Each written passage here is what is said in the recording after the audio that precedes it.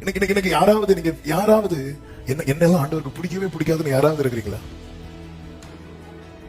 அப்படிப்பட்ட ஒரு எண்ணத்தை கொண்டு வந்தது என்ன தெரியும்? உங்களுக்குள்ள இருக்கிற பாவம்.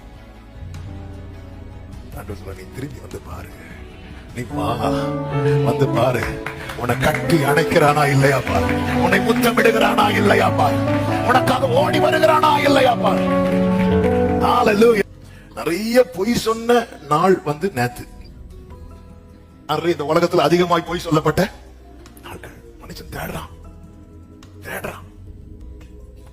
ஏன் ஒரு தேவ பிள்ளைக்கு ஏன் இந்த உலக அன்புக்கான ஒரு ஏக்கம் வர ஆரம்பிச்சது?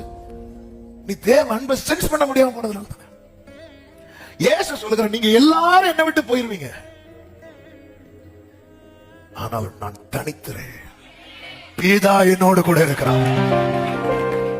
இது அவர் சென்ஸ் பண்ணலன்னு வைங்களேன், அவர் என்ன பண்ணிருப்பாரு தெரியுமா? ஆமே, அந்த அப்படி அதை வேட நான் சொல்ல தயங்குறேன். ஒருவேளை அந்த இடத்துல நானா இருந்தா என்ன பண்ணிருப்பேன் தெரியுமா? பேதுரு நம்ம திருப்பி ஒரு வாட்டி கூட கடல்ல நடக்கலாம். சில அன்பு, சில உறவுகள் நம்ம விட்டு போய் விடக்கூடாது என்பதற்காக அவர்களுக்காக என்னெல்லாமோ செய்யறோம். அவன் தேவ அன்பை உணர்கிற, ருசிக்கிற அனுபவம் எனக்குள்ள நஷ்டமா இருக்கு என்பதை நான் இன்னும் உணராம இன்னும் மாயான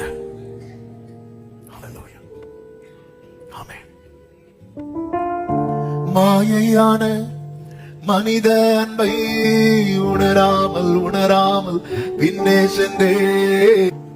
ஆரம்பத்துல மாயையான மனித அன்பை உணராமல் பின்னே சென்றேன். இன்னைக்கு அந்த சென்ஸே நஷ்டமாயிட்டு. ஆண்டவர் கட்டுத்தரார். ரியல் லவ் கட்டுத்தந்தீர், அதை மறக்க செய்தீர், உம் அன்பின் ஆழத்தை காட்டி தந்தீர். பெருங்கூட்டம் எப்பவுமே தூரம் தான் நிற்கும். ரூத் கதிர் பொறுக்க வரும்போது கூட்டமா வந்தா, ஆனா பாதத்துல அமரும்போது தனியா தான் வந்தா. அது அர்த்தம், நீங்க நெருங்க உங்களை இந்த உலகம் தனிமைப்படுத்தி கொண்டே இருக்கும். உலகம் உங்களை தனிமைப்படுத்துது, ஒதுக்குதுன்னா புரிஞ்சுக்கோங்க, நான் நெருங்கிட்டேன். நெருங்க தேவை பரிசுத்தம், ஆனா நெருங்க தான்